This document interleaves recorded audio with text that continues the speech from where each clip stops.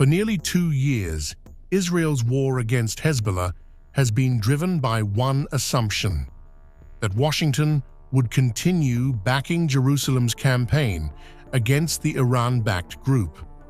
But that assumption is now being questioned. Just days before the NATO summit in Ankara, Donald Trump has publicly criticized Israel's operations in Lebanon, suggested Syria, not Israel, should deal with Hezbollah, while Benjamin Netanyahu has issued an unusually direct warning against Turkish President Recep Tayyip Erdoğan. Together, these developments raise a much bigger question. Is Washington quietly reshaping the Middle East security architecture? And where does Israel fit into America's evolving regional strategy?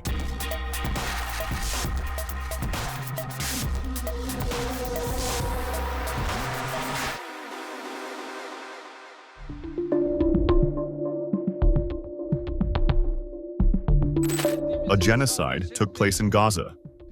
The attacks are still continuing. This genocide will undoubtedly be held accountable. It will be held accountable. It will be held accountable. We cannot ignore this. God willing, it is this movement that will demand accountability for this genocide. Erdoğan's speech once again placed Israel at the center of his criticism. But the timing is significant. At almost the same moment, Donald Trump was publicly distancing himself from Israel's military strategy in Lebanon.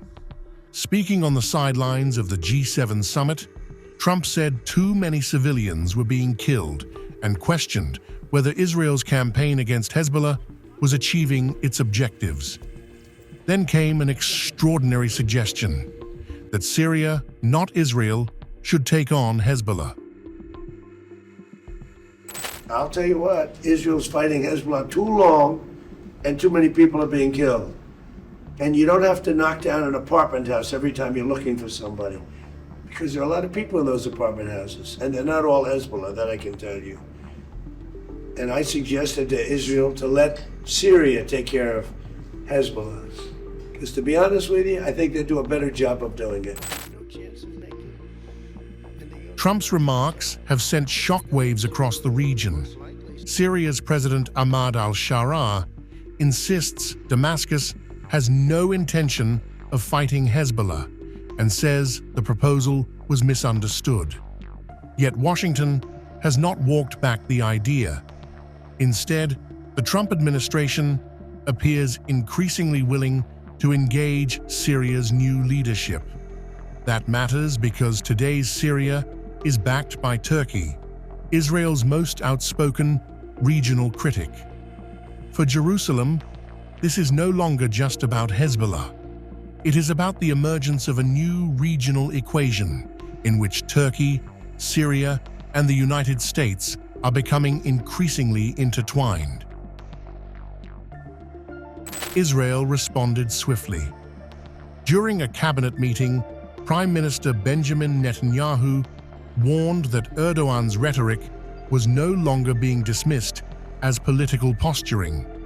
Instead, he indicated Israel would raise the issue directly with Washington, placing Turkey's president firmly on America's radar ahead of the NATO summit.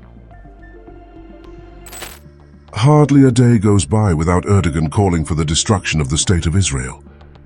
We take those words very seriously. We will also draw the attention of our American friends to these remarks. We are not ignoring them. Netanyahu's warning reflects a much deeper concern inside Israel.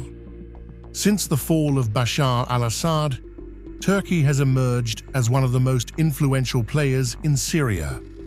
Ankara is backing the new government in Damascus, while Israel has expanded its military footprint along Syria's southern frontier. Israeli security officials have reportedly held high-level discussions focused specifically on Turkey's growing influence inside Syria. What was once a campaign against Hezbollah is rapidly evolving into a broader strategic competition over who shapes Israel's northern neighborhood. We stood by our Palestinian brothers against Israel's state terrorism. Whenever we could go ourselves, we went. When we could not, our families went. Our diplomats went. Our institutions went. We stood with the oppressed wherever they needed us. This is why Syria has become the center of the story. For decades, Israel viewed Damascus as part of the Iranian axis. Today, Washington is openly discussing Syria as a possible partner in containing Hezbollah. Turkey is supporting Syria's new leadership.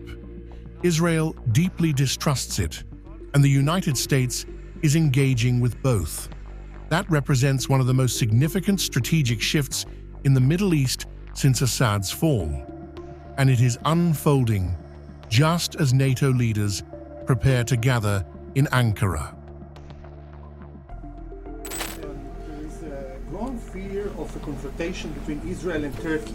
How are you going to ease this tension given the fact that President Erdoğan calls Mr. Netanyahu Hitler, compares Israel to the Nazis? Well, I know President Erdoğan very well, and as you all know, he's a very good friend of mine. And I believe that, and I do respect him, and Bibi respects him, and they're not going to have a problem. They're not going to have a problem. I know him very well. And you've seen me do things with President Erdoğan and Turkey that nobody else could have done. We're not going to have a problem. He's done a fantastic job. I'm with him all the way. I'm with Bibi all the way. Nothing's going to happen.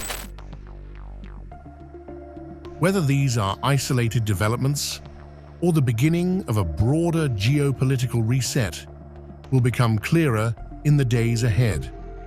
But one thing is already evident. America's Middle East policy is entering a new phase. Syria is no longer just a battlefield. Turkey is no longer simply another NATO ally. And Israel is confronting a rapidly changing strategic landscape in which Washington appears willing to explore new regional partnerships while asking difficult questions about old assumptions. As President Trump heads to Ankara, the decisions made behind closed doors could shape not just the future of Lebanon or Syria, but the balance of power across the Middle East itself.